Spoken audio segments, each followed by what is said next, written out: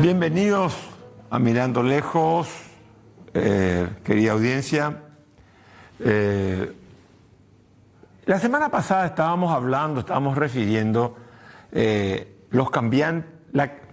mundo que está en cambio, el cambio de las circunstancias, el cambio de las alianzas geopolíticas. Estábamos hablando de lo que era la globalización, el declive del mundo unipolar, de la hegemonía norteamericana. Estados Unidos ya no es más el único país líder a nivel continental, las implicancias del comercio internacional, los cambios tecnológicos que se están dando en el mundo, lo que significa este mundo global, que es un mundo vertiginoso, controversial, un mundo que abre muchas oportunidades, pero al mismo tiempo impone muchas constricciones. El mundo de la globalidad es un mundo mucho más complejo que lo que fue el mundo post-Segunda Guerra Mundial, que era un mundo bipolar y se caracterizaba por un elemento central, más allá de la amenaza o de la competencia por el poder entre la Unión Soviética, el bloque socialista y el mundo capitalista. Se intuía, se sentía que era un mundo predecible. Hoy, sin embargo, en el mundo actual rige el principio de incertidumbre. Hoy tenemos muchísimas razones, mucho más razones que en la Primera y en la Segunda Guerra Mundial para que hubiera una Tercera Guerra Mundial. Tenemos el conflicto de Ucrania, que es lo que menos le importa a los norteamericanos. Tenemos la competencia en el Pacífico, tenemos el conflicto de Medio Oriente, tenemos el ascenso económica de China continental, el despertar con una voracidad terrible de la India como futura patria manufacturera, digamos, del mundo global, de alguna manera reemplazando a China. Es un escenario, digamos, complejo, en donde las fichas se mueven muy rápidamente, donde los actores están buscando nuevas alianzas y en donde se da una cuestión que sí es real. Los países que tienen cierto orden interno, institucional, organizacional, son los países que mejor están pudiendo sobrellevar las consecuencias de estas situaciones nuevas, de estas situaciones emergentes y de estas situaciones que están ceñidas por la incertidumbre. De hecho, la pandemia demostró que hubieron países que tuvieron la capacidad de gestionar mucho mejor el tema de la pandemia que otros países. Entonces el debate del mundo, la idea que se tenía en 1990, cuando caía el muro de Berlín, en 1989, creo que en noviembre de 16 de noviembre de 1989, de que el mundo y la historia iba a ser lineal y sería el avance de un mundo mejor, predecible, con economía de mercado y democracia liberal. Ese paradigma hoy, esa idea, esa visión no tiene vigencia.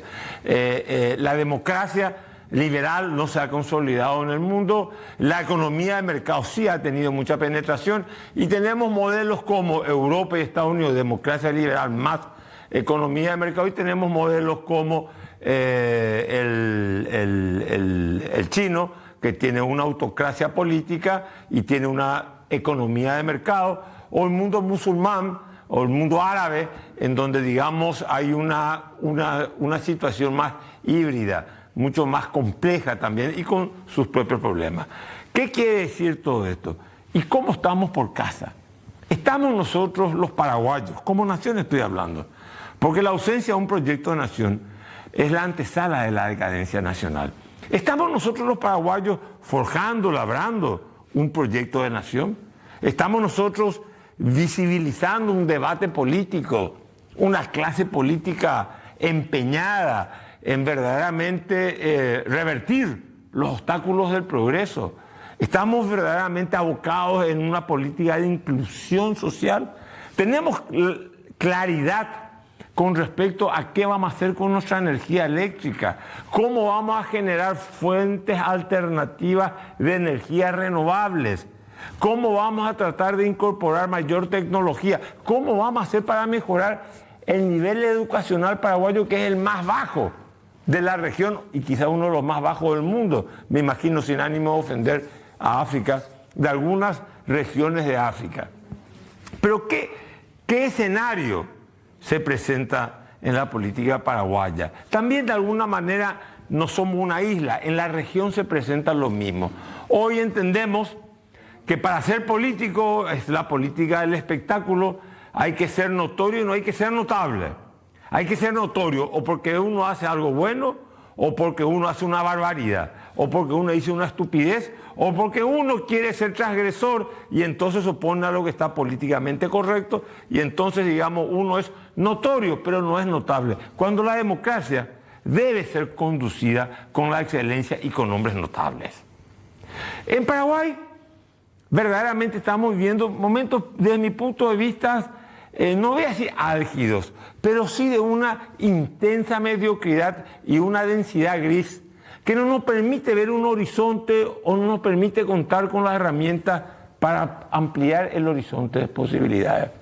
Si nosotros vemos el debate nacional, con todo respeto a los que decidieron eso, la ley de una ONG, que da la intención, una discusión poco debatida, un tema poco debatido, pero da la impresión de una vocación de decir, desde el Estado verticalmente voy a controlar organizaciones de la sociedad civil. Con esto no estoy diciendo que la gente no rinda cuenta del dinero, eso es otro tema. Pero creo como el enfoque que se le dio no me pareció el más correcto. Estamos viendo el debate de que los intendentes, los miembros de la Junta Municipal quieren ampliar su mandato. Una cuestión que es una aberración de todo el punto de vista jurídico. Digo esto porque ¿qué hay en el contexto mundial? Hay un mundo en ebullición y nosotros estamos, parece, mirándonos el ombligo y no estamos viendo que tenemos que hacer reformas. En el Parlamento vemos que cada vez el Partido Colorado se jacta de tener nuevos militantes, o sea, cooptando ex integrantes de otros bloques opositores, como el caso de Orlando Penner la semana pasada, o de Kemper que conste que tiene un origen colorado, pero de Orlando Penner que no tenía origen colorado, u otros que venían de Cruzada Nacional y algunos liberales que actúan de alguna manera como una suerte de grupo satélite al grupo hegemónico. Cuando yo veo esas cosas de repente pienso, ¿y qué es el Parlamento? El Parlamento es una institución en donde el principio de la mayoría tiene que identificarse con el principio de la dominación hegemónica. Y yo creo que no. Recuerdo aquello que decía Unamuno en Salamanca, cuando decía, venceréis, mas no convenceréis. Van a vencer, pero no van a convencer. Y la democracia se funda en el argumento racional, en el convencimiento de las otras partes. Y en ese sentido recuerdo también la respuesta que le dio Millán Astray, que dijo, muera la inteligencia, viva la muerte. Hay veces que siento que en el Parlamento paraguayo se grita con otros términos, con otro lenguaje corporal, muera la inteligencia, viva la muerte. Busquemos una mayoría que pueda identificarse con una hegemonía, que esa hegemonía sea excluyente. Hubo en la Alemania pre-nazi dos señores que discutieron mucho. Carl Schmitt, que decía que la mayoría, que el proceso parlamentario tenía un propósito, buscar una mayoría e imponer una verdad.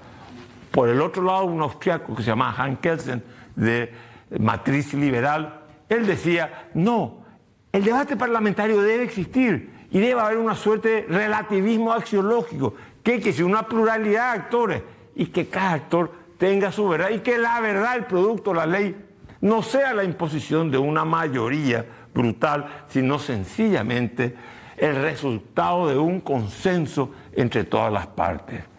Creo que estamos perdiendo eso y estamos mirándonos el ombligo en un momento en donde el mundo está sometido a cambios y a transformaciones vertiginosas.